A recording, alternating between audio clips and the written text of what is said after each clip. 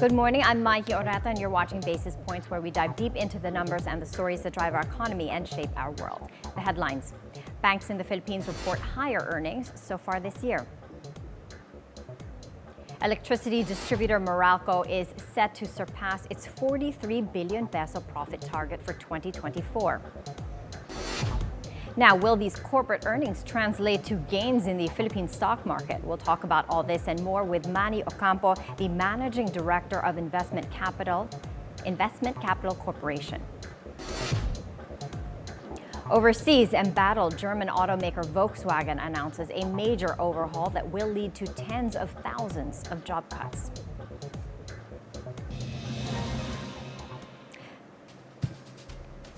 First, a look at the financial markets. Wall Street closes higher ahead of a packed week of earnings from mega-cap companies and the final stretch before the November 5th elections. Now, the Dow Jones was up more than 0.5%, while the S&P 500 and the Nasdaq both gained 0.3%. I think there's some optimism building with, the key of this week is earnings season, and earnings season is going to represent, roughly about 45% of the S&P's market cap, with the real kind of teeth of the earnings season being underlined by some of the largest technology companies. And fundamentals have been strong there. I think, some optimism that, earnings season is right around the corner here this week is leading into the market today.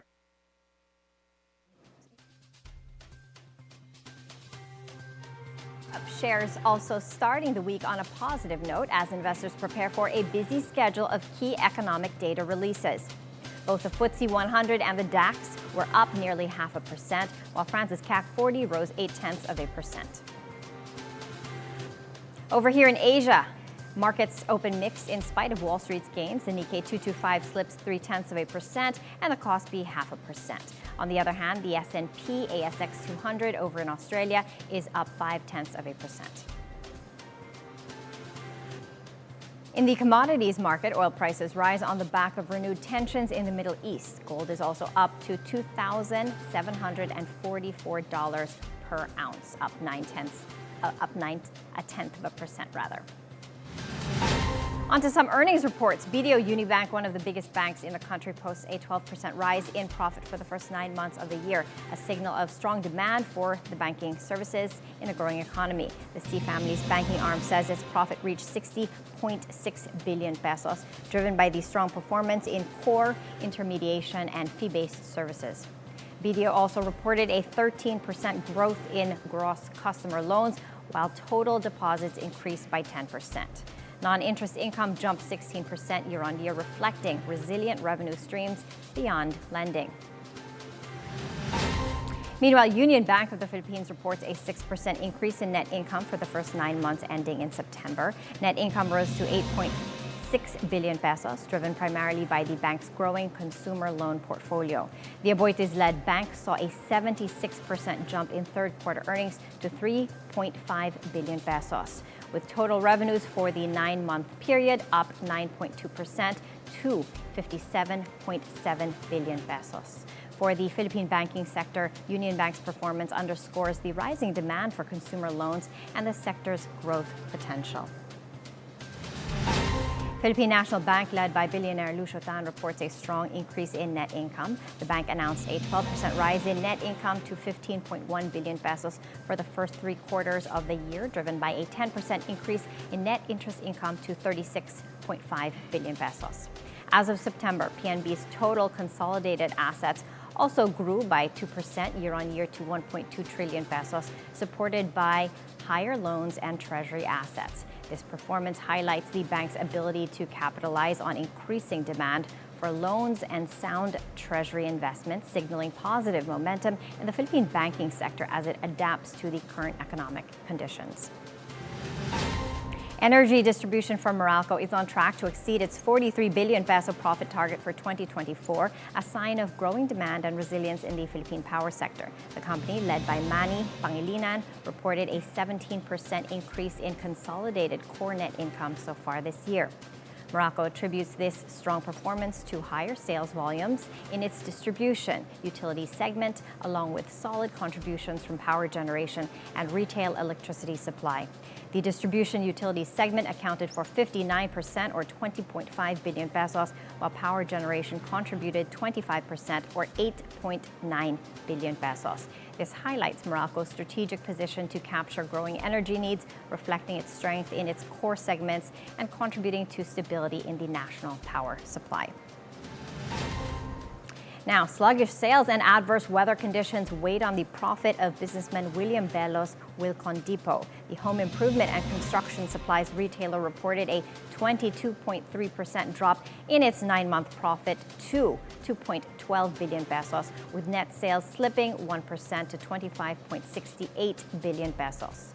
Wilcon Depot attributes this to a decline in the demand, which was further impacted by bad weather that has delayed construction projects across the country. In other news, President Bongbong Marcos leads the signing of the 12.75 billion peso deal to modernize the Laguindingan International Airport, a move that's expected to boost Mindanao's economy. Aboitiz Infra Capital won that contract after submitting a proposal to the Transportation Department. Marcos says that the project will raise the airport's capacity from 1.6 million to 3.9 million passengers annually in its first phase and to 6.3 million by the second phase. The Laguindingan Airport, which opened in 2013, is a key gateway to northern Mindanao and the region's second busiest airport. This upgrade is seen to support tourism and growth in that area.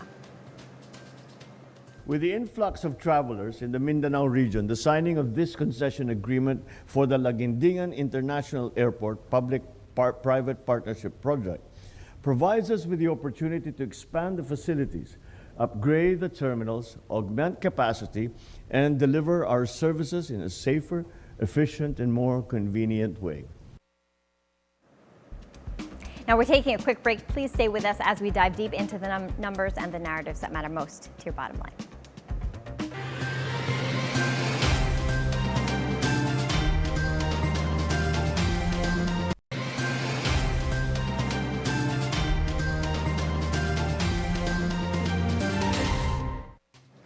Welcome back to Basis Points. Trading at the Philippine Stock Exchange opened just a few minutes ago. Let's take a look at the initial figures.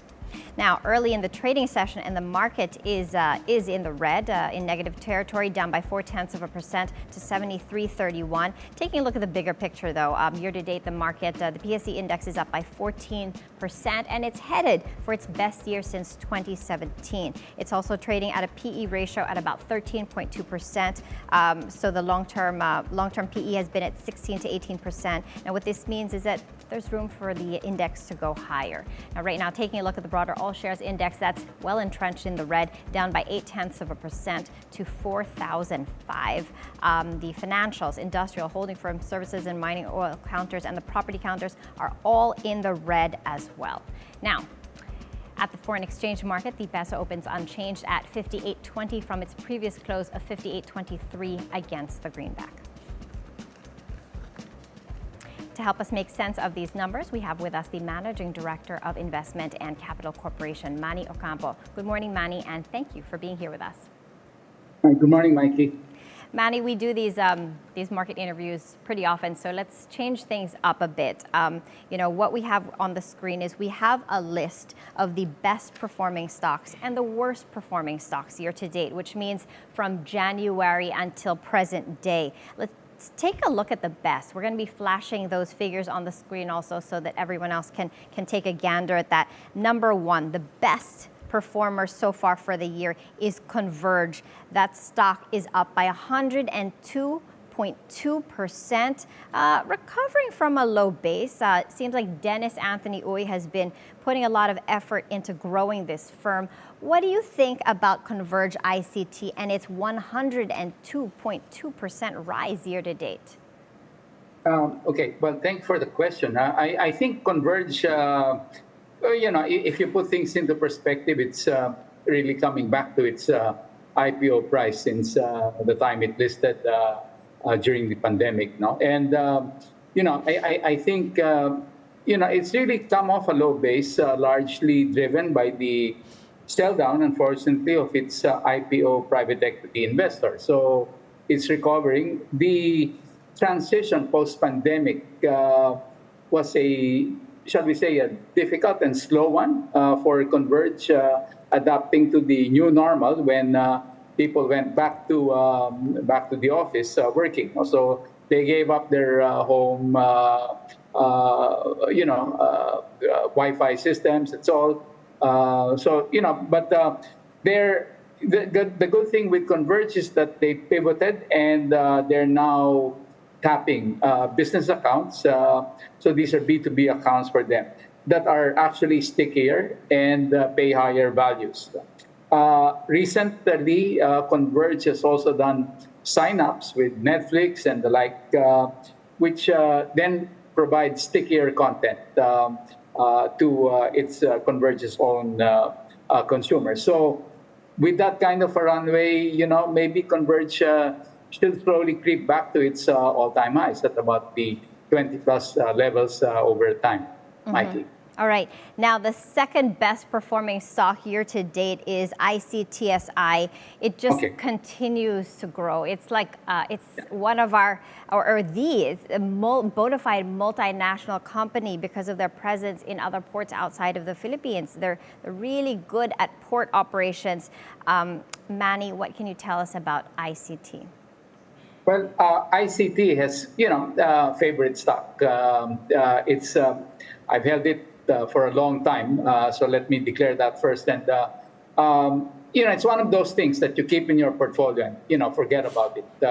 It will pay dividends over time. It will continue to appreciate over time. The management has successfully obtained new contracts in other ports worldwide, and as you said, they are maybe the ICTSI would probably be the Philippines' bona fide multinational corporation with operations all over the world. No, now with that, they continue to, if as things progress, as trade progresses, they will continue to be on, getting on new ports.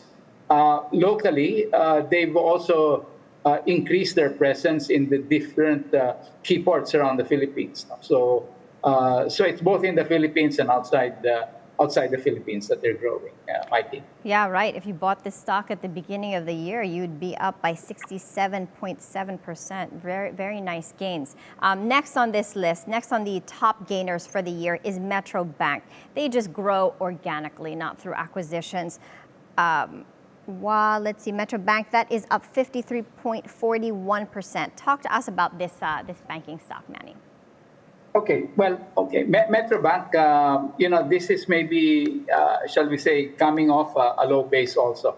I think it initially, maybe a few years back, during the transition of leadership, it faced some, maybe some questions about, whether the heirs would be able to manage the bank as well as the patriarch, Mr. T. So they're proving their worth during the toughest times. I think that has been one key factor, and this is really, I think, fund managers catching up to put Metro Bank in their portfolio. Now, again, in perspective, Metro Bank is the second largest bank in terms of assets in the Philippines, next only to BDO. So it has a good base. And as you mentioned, Metro Bank has chosen to grow organically compared to, I think, the other bank in your list. Now, that has chosen to grow through acquisition. So that's the segue to your, to the next bank in your list. Now, as we take a look at the top gainers, we'll also look at the top losers. Now, for the year, that is Nickel Asia, JG Summit, Bloomberry, Wilcon, and Aboitiz Equity Ventures. Let's take a look at number one, Nickel Asia. If you bought this stock at the beginning of the year, your shares would be down 37%. Now, 2024 hasn't been a good year for this commodity. Nickel prices are down due to the oversupply from increased production in Indonesia amid a weaker demand. And as people shift to nickel-free batteries in electric vehicles, Manny, what can you say about Nickel Asia? Well, I think last year there was a lot of hype going into 2023 that nickel is the metal for EVs and all that. That seems to have been taken a pivot and gone to other metals. Now, as you mentioned, volatile commodity prices have negatively affected Nickel Asia. Operationally as well, the weather down where Nickel Asia has its operations has really not been ideal, and they've had challenges and difficulties with their operations. So that all in all, volumes have actually come down on top of value declines due to price. So they've been hit, let's call it double whammy in the case of Nickel Asia. So we'll see. Commodity prices go up and down. Question is how fast will they recover? 2025 with better weather, we'll see. We'll take a look. Okay. But it's a good company. At this point, at this price levels, one may, take a second look. Now, if as you said, this is the biggest decliner. So it has a good base, low base to start off from. If you believe commodity prices will go its favor next year, it's one of those things you put in your portfolio, you hold it medium term. Mm-hmm. Okay, we've got just like about 2 minutes left. As we position for 2025, are you advising investors to buy from the worst performers because the base is low and the upside potential could be high, relatively speaking? Right. One there in your list on worst performers would be JG Summit. I'd really take a look at it again. This has been maybe oversold. The company's different subsidiaries have actually been running fairly well on all cylinders. Let's take a look at the key assets or components under JG Summit. You really have their Robinsons Bank, and they made a lot of money on that with the sale to BPI. They also, Cebu Pacific is doing quite well, and that should continue to do well and should redound to JG Summit's own profits at some point. URC has been fairly stable. They've been always a good company to have in your portfolio. Robinson's Land has been doing all the right things, as well as property development is concerned. Their new casino development in Cebu, New Star, is looking to expand further now into Luzon from the previous bailiwick in Cebu. So we'll take a look, see what happens. Okay. Now, and one last question, Manny, just really quickly before we go. PSE index is up 14% year to date, and we're just days away from the U.S. presidential election, an event that's going to significantly shape fiscal policy in the United States. Now, fundamentally, and given the anticipated rate cuts, where do you see the PSE index headed if either Trump or Harris win? Well, let me put it this way. If the Democrats win, you probably will see the index move up a lot faster, 8,200, 8,300, over the next 3-4 months. A Republican win will maybe stall an upside for the PSE. They'll probably take a look at what the Republican agenda will be moving forward as far as economics and global economics are concerned, Mikey. All right. Okay. Thank you very much, Manny. Thank you also, Mikey. That was Manny Ocampo, the Managing Director of Investment and Capital Corporation. Now, let's take a look at some international news. Shares of Trump media jumped 20% as the 2024 presidential race enters its final stretch. The increase reflects investor confidence in Trump's influence among conservative voters as his media network continues to expand its reach on the right. Now, financial experts view this as a sign of the media's growing power in political campaigns. Similarly, Donald Trump's election rival. Now, on another front, Kamala Harris is making manufacturing jobs a focal point in her campaign, highlighting economic security for workers. The vice president and Democratic presidential nominee visited a semiconductor plant in Michigan on Monday, stressing her support for revitalizing U.S. industry in this key swing state. Harris's focus on manufacturing jobs is seen as a bid to connect with voters concerned about economic stability and competition with global industries. Now, in other news, German automaker Volkswagen announces a major restructure to cut costs and remain competitive as demand weakens. The company plans to close 3 factories in Germany, lay off tens of thousands of workers, and downsize its remaining operations. This as a slump in sales in China, Volkswagen's biggest market, has hit hard as local competitors gain ground. The move also intensifies tensions with workers as the company resists demands for a pay raise. Volkswagen's restructuring signals a shift for global business as automakers worldwide rethink strategies to stay profitable in a challenging market. That's it for Basis Points. I'm Maiki Oreta. We'll be back tomorrow for more news on the financial markets and more. Keep it here on BNC, the Billionario News Channel, always on top.